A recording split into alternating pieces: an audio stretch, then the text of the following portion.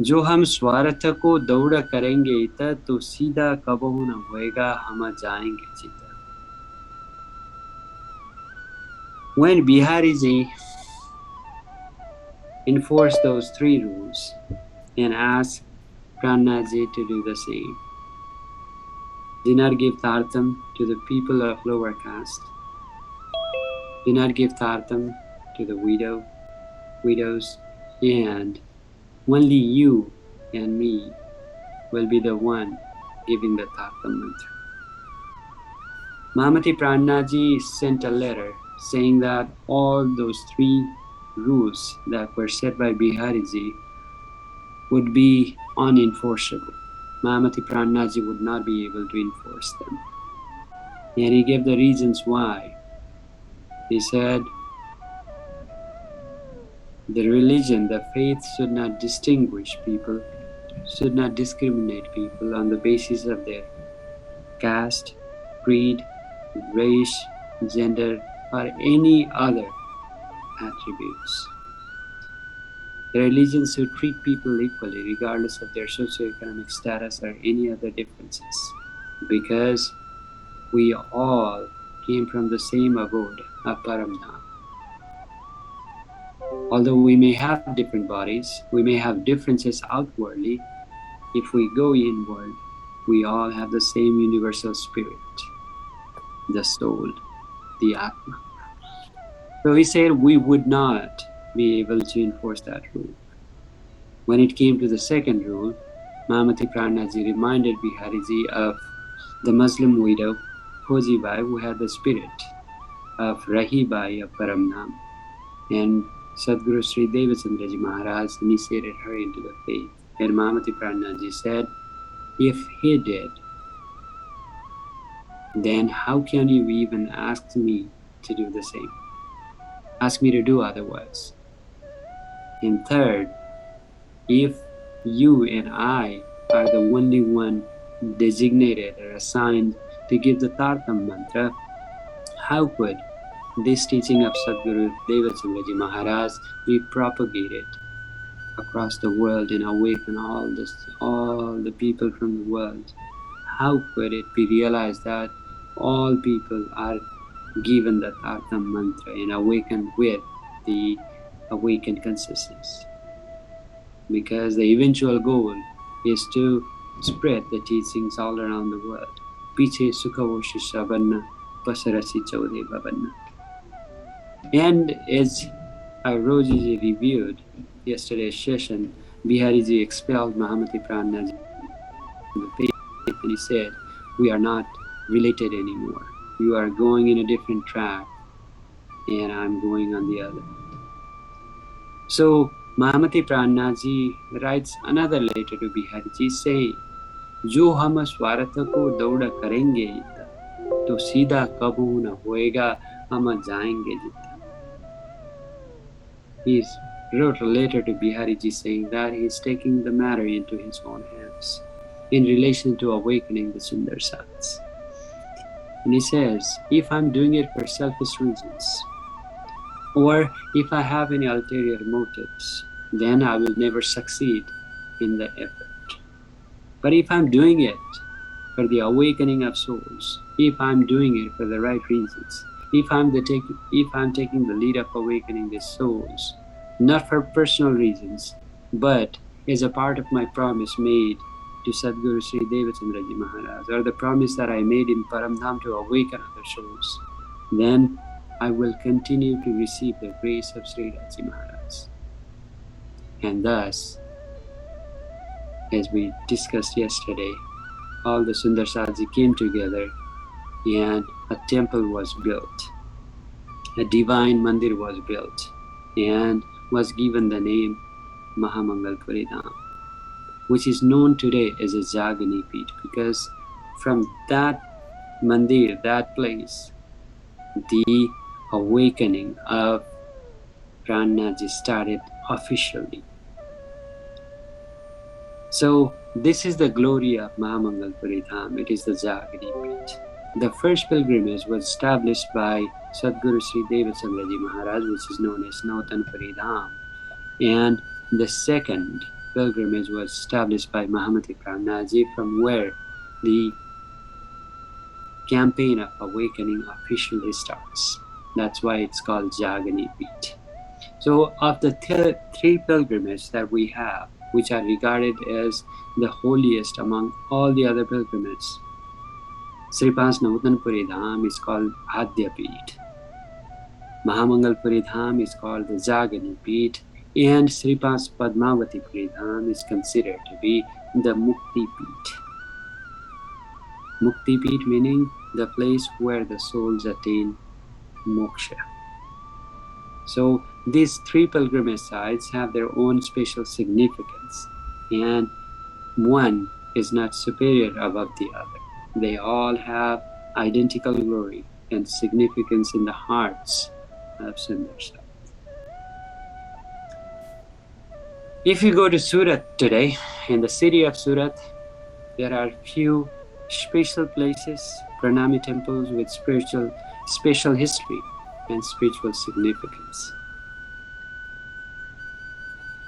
There is Mool Milawa Manav Mandir, one of the Pranami temple, established by Tartam Jyotiji Maharaj.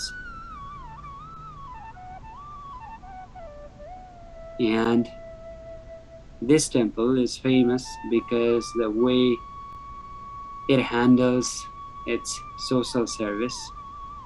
There's a hospital built by Tartam Jyoti Maharaj worth millions of dollars to the present value. And a lot of social services are carried out by this mandir, and is run by Lakshman Jyotiji Maharaj today, his disciple. There is another mandir called Syamdasi's Mandir, and there is a unique history to this temple. If you have ever been to Surat, you must have been to this mandir. So when the colonial East India Company was ruling India,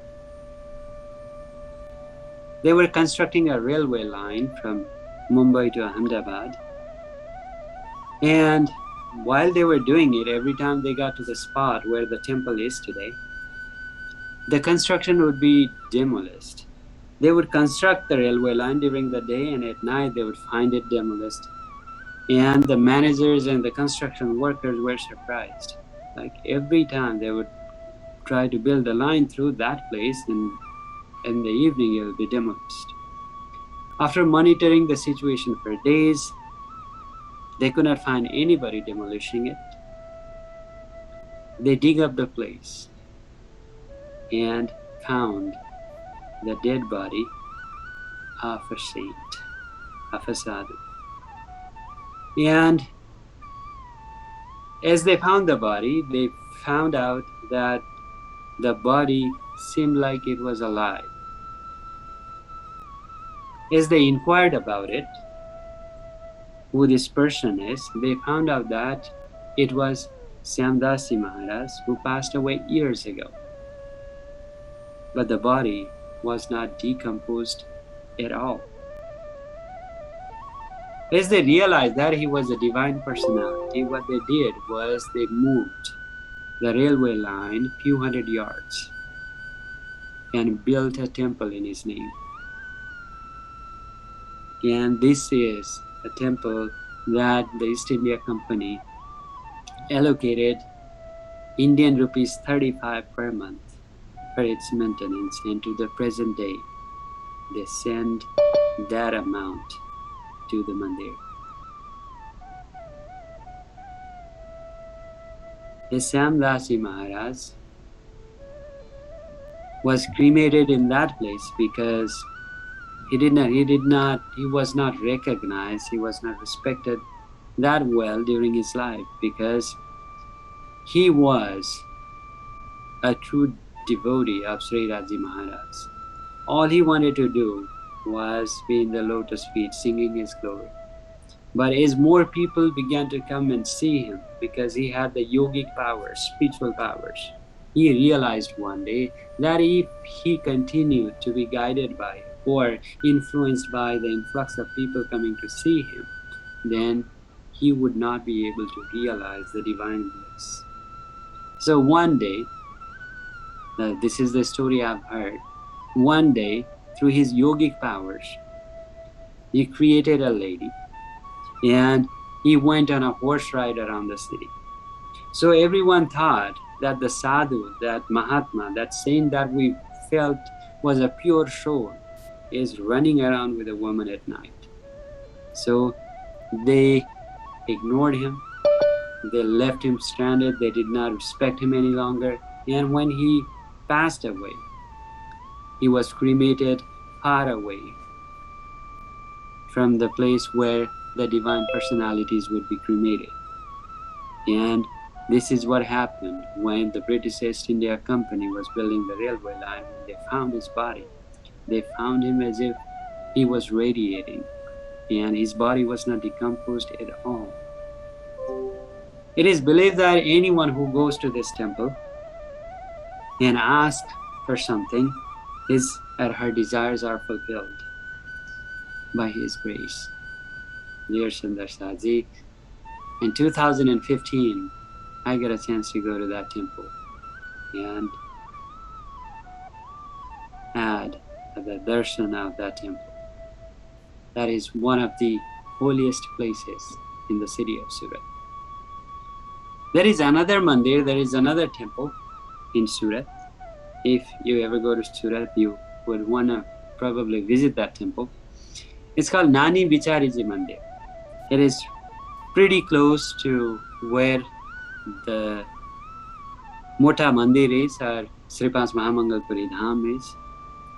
So it is believed that the goddess of this mandir once wanted to hear the Tartam mantra from the two saints from Nautanpuri, and the saints were initially hesitant because they would say that they could not give her the Tartam mantra because she accepted the blood of sacrificed animals and birds.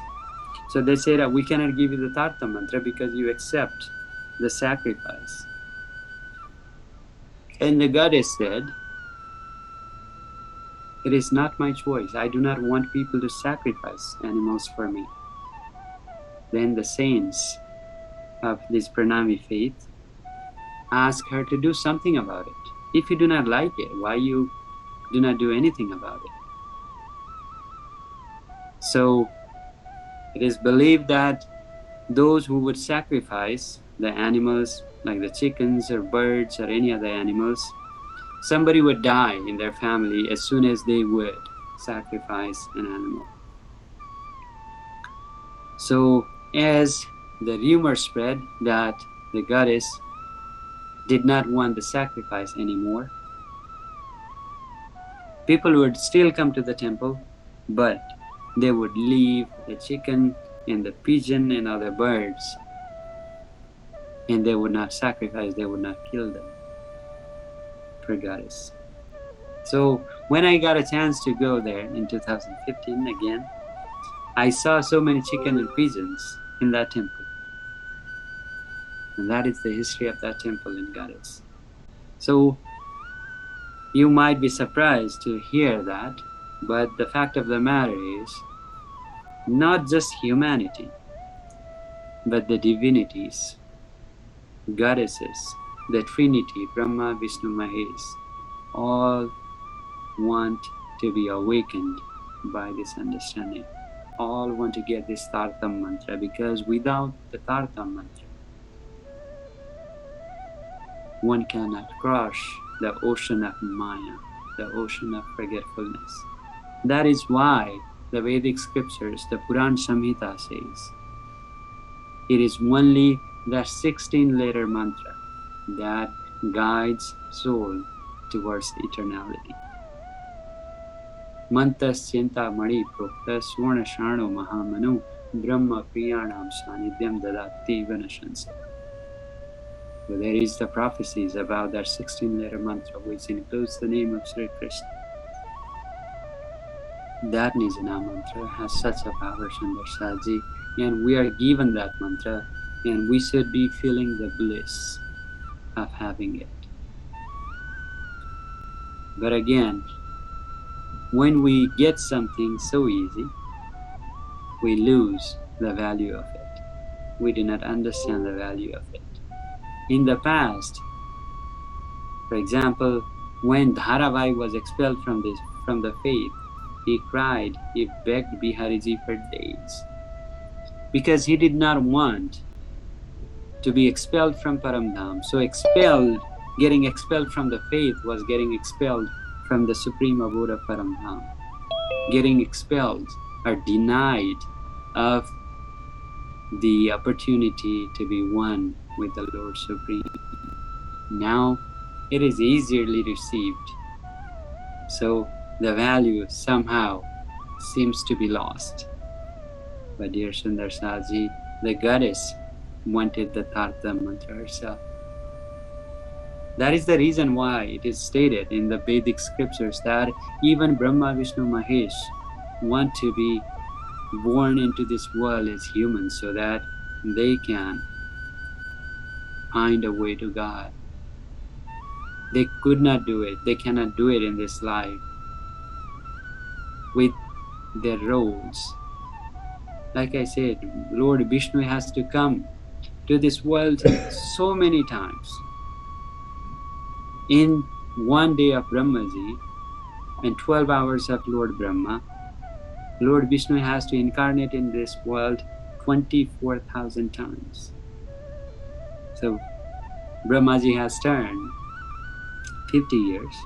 That is not even equivalent to minutes for Lord Vishnu.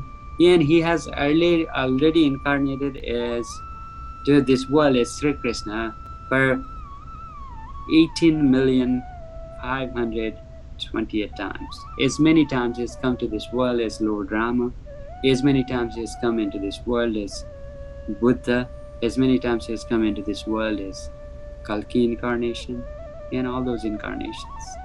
So they won't have time to reflect on, they won't have time to devote their lives in meditating the divine form of the Lord or inquire about the Lord.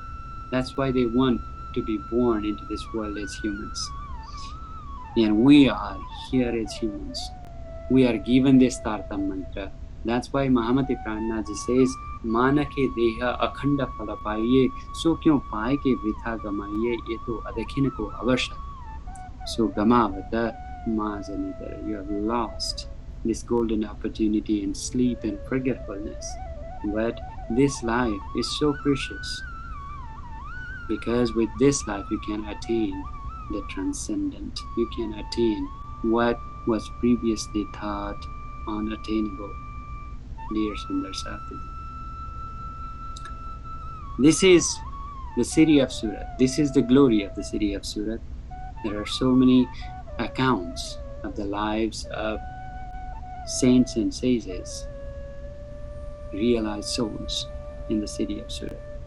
This is the city where Mukunda Dasi, the consort of Navarangabai of Paramdham, also known as Navaranga Swami, was from. And there are conflicting accounts of whose disciple he was, whether he was the disciple of Satguru Shree Devchandraji Maharaj or Prananath. But what we should keep in mind is that he was the awakened soul with the legacy unmatched.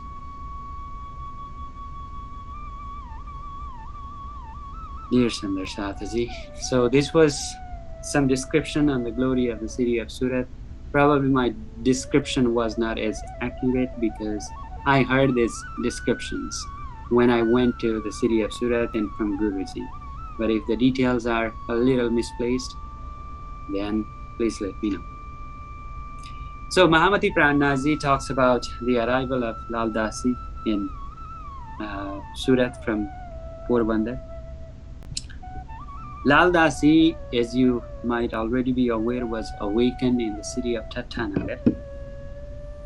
And Mahamati Prananath talks about Lal Dasi as one of the successful businessmen and entrepreneur. And he had scores of ships, 99 ships to be exact, that would import goods from Arab, export goods to Arab, and vice versa. And one day, all of his 99 ships were drowned in a big typhoon.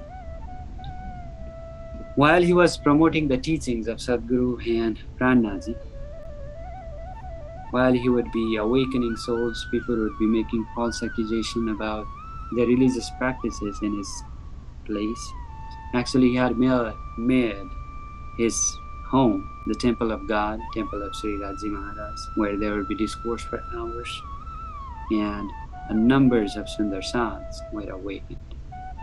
But as the big typhoon drowned all the ships and basically he was left with nothing, he was virtually bankrupt.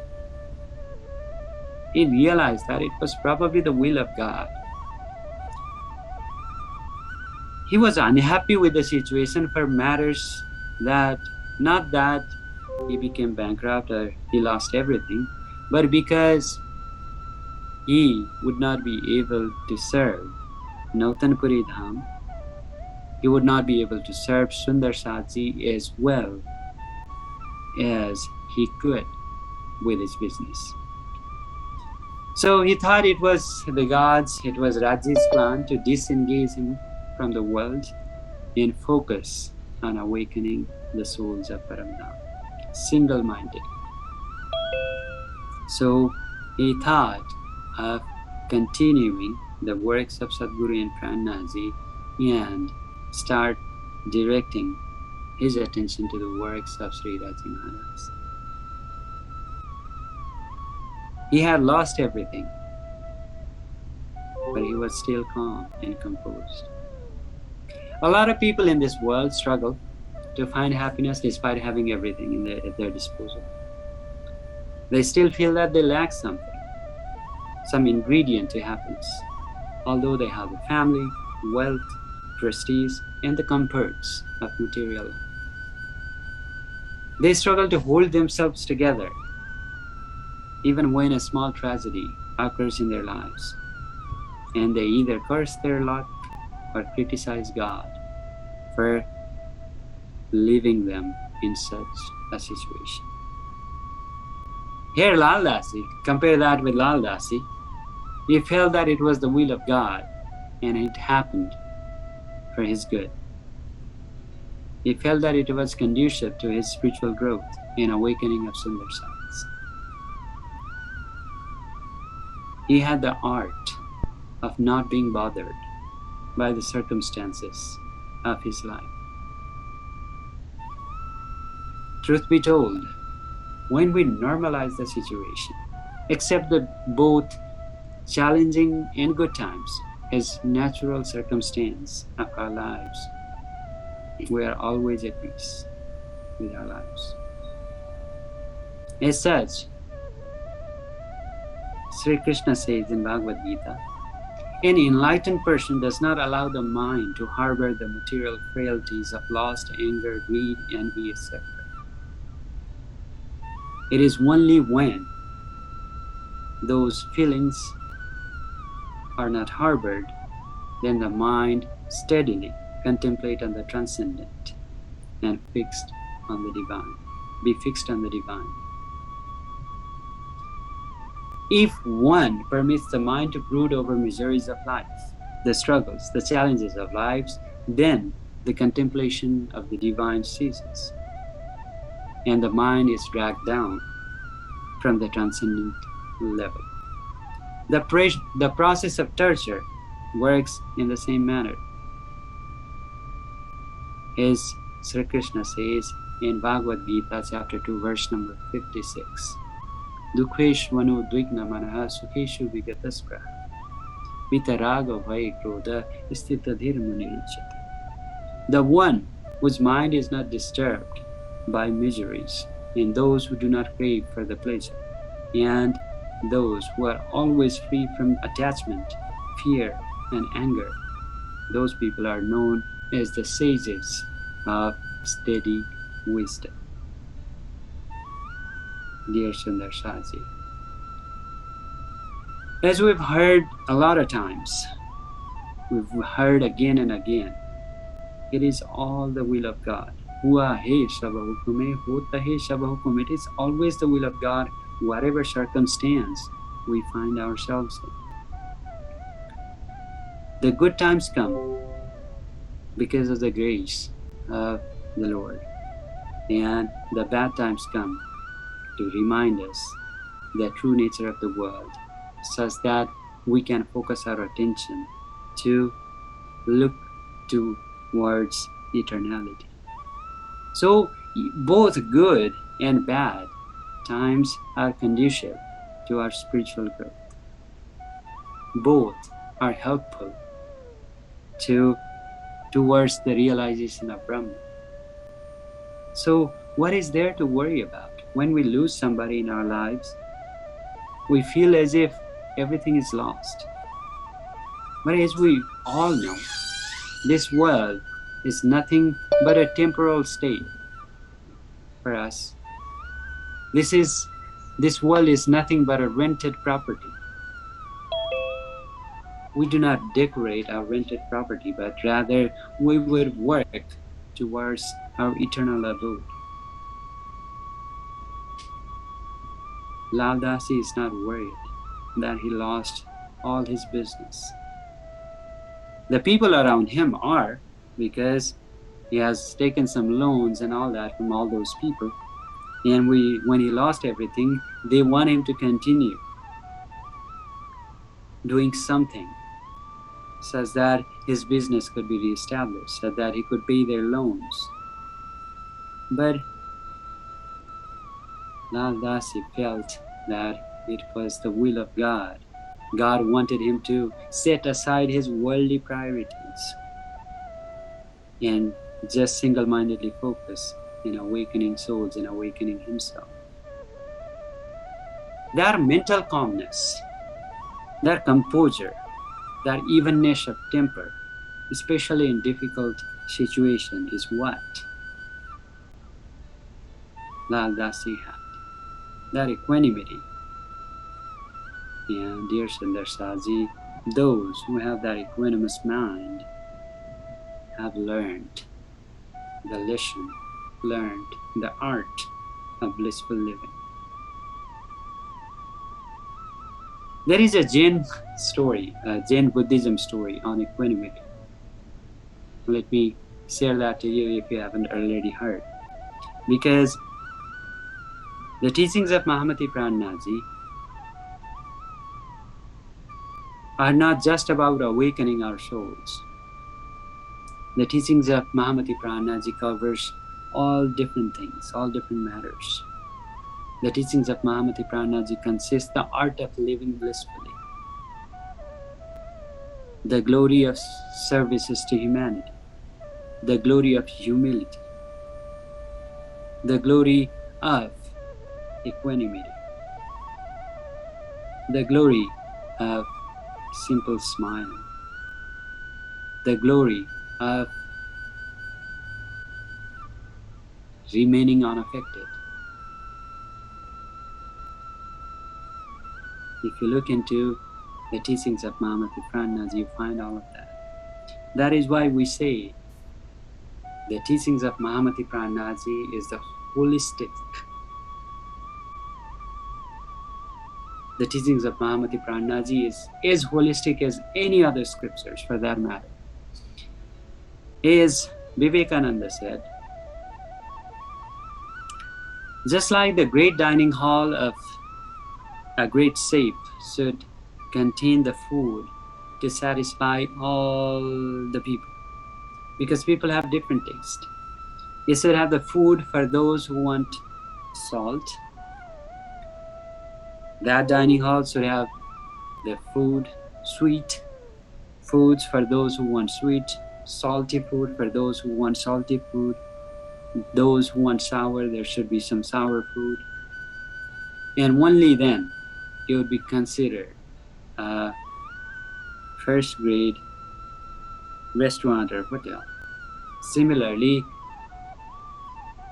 he says that if there is ever to be a religion that would be accepted as a universal faith, it should be able to feed souls of all types. It should have knowledge for those who seek the understanding. It should have devotion for those who want devotion to be the part of their lives. The kirtans, the meditation, for all souls, it should provide the food. Mahamati Prananathji's teachings, the book of Tartam, the transcendent understanding of Tartam feeds all souls. It has some rituals. Of course it does. It teaches people how to be good, how to live happily. It has the deepest of the understanding of humanity for those who want to get deeper into the deepest of the spiritual inquiries. It has tools for meditation. It has tools for yoga. It has everything for all different kinds of souls. Devchandraji. That is the glory of Tata. So there was this old farmer in a village. Everybody would go to him for any suggestion because he would always remain calm and composed. He was a poor old man. He was not rich, but he always seemed to be happy and content with his life for whatever he had. He had one horse, one single horse, and one teenage son. His wife had passed away. He had one teenage son and one horse. Then one day his horse ran away. The same horse that the king of that kingdom wanted, because it was of unique breed. A bunch of neighbors came the next morning and said to the farmer, "Oh, we're sorry to hear that you lost your horse." And they even questioned why he did not sell the horse to the king, because with the money that he could get from selling the horse, he could have a nice living. And they said, "Oh, we're sorry you lost your horse. You should have sold the horse." And they talked all these things. And they showed their meaningless condolences. And this old man said, "Well, who knows? It could be good, it could be bad that I lost the horse." The neighbors all left in surprise because they did not know what to make of his response. What did he mean? It could be good or it could be bad, because he just lost his only horse. And that is how he made his living. Now it's gone. How could he say that it could be good? A few days later, it turned out that the horse came back with 2 wild horses with it. And the neighbors came again the next morning, and they were all rejoicing. "That's so great. Now you have 3 horses." And came their meaningless congratulatory statements. "But we are so happy for you. Now you have 3 horses." The farmer again said, "Maybe. Who knows? It could be good. It could be bad." The neighbors left again, probably judging him at this point. Like, this guy seems to be crazy. He has 3 horses now, and he says it could be bad, it could be good. Who knows? A few days later again, the man's son was riding one of those horses, and he fell off the horse and broke his leg. And it was the wild horse that he had ridden, so he was not used to being ridden. So he fell off the horse. The neighbors came over again, and like always, when they heard the news, they came up with condolences to the old man, because his son could not help him in the fields anymore. He could not help him in farming. And the old man instead had to take care of his son. The old farmer again said, "Maybe, who knows? It could be good or bad."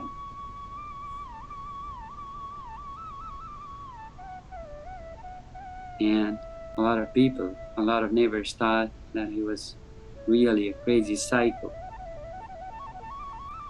because they did not know what to make of his statement. It could be good, it could be bad. A few days later again, the army came to the town. Every young man in the village was being forced to go to the war, and it would be incredibly dangerous to do so. And those gone in the war were unlikely to ever come back. But they could not take the farmer's son because his leg was broken, so he had to stay behind. Now, these neighbors came again. They came again and felt how lucky he was to have his son with a broken leg. They're like, oh, we're so happy for you that your son does not have to go to the war. Dear Sundarsaji.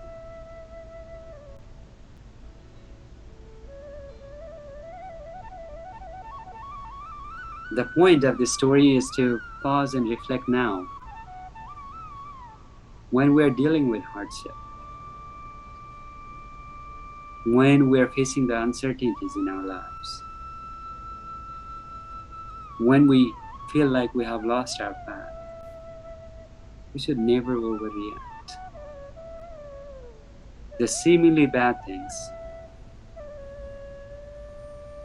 the seemingly times of suffering may not be as bad after all. Those people who do not react to the circumstances so strongly, not overjoyed when something happens, and not be sad when a tragedy happens, are the ones who succeed in lives, who are happy in lives. And that was the example that Mahamati displayed, because he was not as unaffected compared to the loss he had. He had lost everything, yet he felt that it was the will of God. And dear Sundarsaji, you might be happy to know that Lal Dasi never felt happier when he met Prananath and became the part of his awakening team. And he got to travel with Prananath all the places that Prananath went. He was given the glory of the consort of the Lord Supreme. He was in the constant presence of Mahamati Prananath, the incarnation of the Lord Supreme in this world of awakening. Although he had lost everything, it was a blessing in disguise. So the day you feel that these moments of suffering could lead you to greater happiness, then the suffering, the seeming loss of your life was worth it actually. So even today, when the COVID had killed millions of people, there are a few who are suffering the tragedies. Like myself, I lost my dad to COVID, but there are people who are making a good living out of it. For many of the people in the world today, it has come with a blessing. Who knows? The difficult times may give us some invaluable lessons and teachings that can take us to a long haul. Lal Dasi arrives. Lal Dasi does not want to do any business any longer. He doesn't want to engage in business.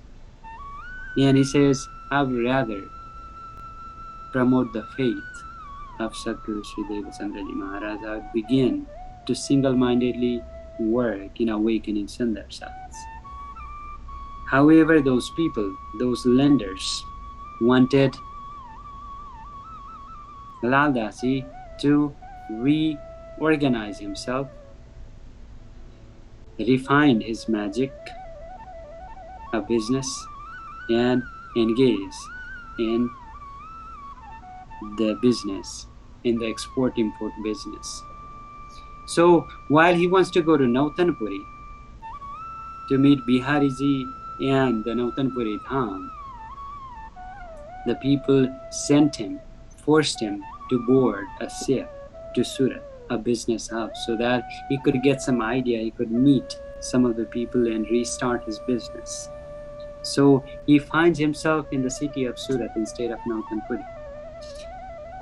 As he arrives in Surat, he hears about a saint whose discourse are exemplary, and people are hushing about the glory of his discourse. And finally, Lal Dasi finds that it was none other than his spiritual master, Mahamati Prananath. So when he arrives to the place of Mahamati Prananath, he feels the blessing. He feels blessed. As soon as he gets there, he tells Mahamati Prananath that he wants to go to Nautanpuri once. He wants to have a darshana of that great pilgrimage established by Satguru Shree Devchandraji Maharaj. And after that, I would be forever be with you in your campaign of awakening. Mahamati Prananath told him that the holy pilgrimage established in Surat as well. As you might be aware, this is the Tirtha, this is Mahamangalpuri Dham. He told him he does not want him to go to Nautanpuri. Although he insisted initially, तब लालदास ने कहा हमको अगड़ है अनाज जाऊं बिहारी जी के कदमों अनाज छोड़े तूने काज. When Mahamati Prananath asked him, offer him some food because he has come all the way from Porbandar. It is more than 120 kilometers, and we're not sure back then whether there were any means of transportation. So he was tired, exhausted, and definitely feeling hungry. So Mahamati Prananath asked him to get some food, but Lal Dasi said until he gets to Nautanpuri and until he meets Bihariji, he doesn't want to break his fast. Mahamati Prananath said, तब आप श्रीमुख कया भया पूरा तुम्हारा पन कछु फिकर ना करो पहुँचे मिलावे शयन. And Mahamati Prananath, his spiritual master, his guru, told Lal Dasi that he can break his fast now, that he's there in Surat, in Mahamangalpuri Dham, and he does not have to worry about anything.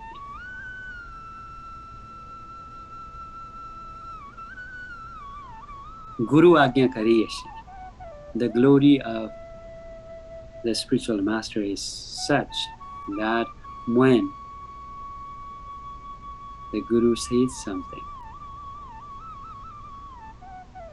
Guru said it's okay to do, then the disciple can do that without any hesitation. Lal Dasi was fasting for days, but when Prananath asked him to break the fast, and he didn't have to worry about its consequences, he was ready to intake the food. To listen to the spiritual master, to listen to the Guruji, is the utmost responsibility of the disciple. So Lal Dasi accepted it. Lal Dasi accepted the food that Prananath offered. And Prananath told him that now you are here, you do not have to go to Nautanpuri, because Mahamati Prananath knows how Sundar Saji are treated in Nautanpuri by Biharis. It's not that he asked Lal Dasi to forget the glory of Satguru in Nautanpuri Dham. It's just that he wanted Lal Dasi to not experience what other Sundar Saji experienced in the past. Yes, we heard the story of Ramji Bhai, who went to Nautanpuri with nothing to offer to Bihariji, and he was not even allowed into Nautanpuri. And Lal Dasi had lost everything, his business. He didn't have anything to offer. So Bihariji would not accept Lal Dasi there. Prananath knows. So Prananath told him that it's better that you stay with me. and be a part of this awakening. Dear Sundar Saji, Lal Dasi thus arrives in the city of Surat, and from that moment on, probably the year 1729, 1730, he stays with Mahamati Prananath for 21 years. In every step of Prananath's way, in every efforts of awakening Sundar Sats, he was ready to sacrifice his life for Prananath. As he was among one of the 12 Sundar Sats who went to Aurangzeb, not caring for their lives. They were there to try to convince Aurangzeb to treat Hindus better, to be awakened with the transcendent understanding of Dharma. He was there in every step of Prananath's awakening. He was equanimous. He was patient. He was humble. And that is why we listen to his glory to the present day. Since he was there with Prananath for 21 years, be a part of his awakening efforts in every step. This Beetak, this biography written by Lal Dasi, is believed to be the most verified accounts of Prananath and Satguru's life. Dear Sundar Saji, on tomorrow's discourse, we'll talk about Mahamati Prananath's journey to Delhi. But before he gets to Delhi, he goes via different cities like Mirta. And there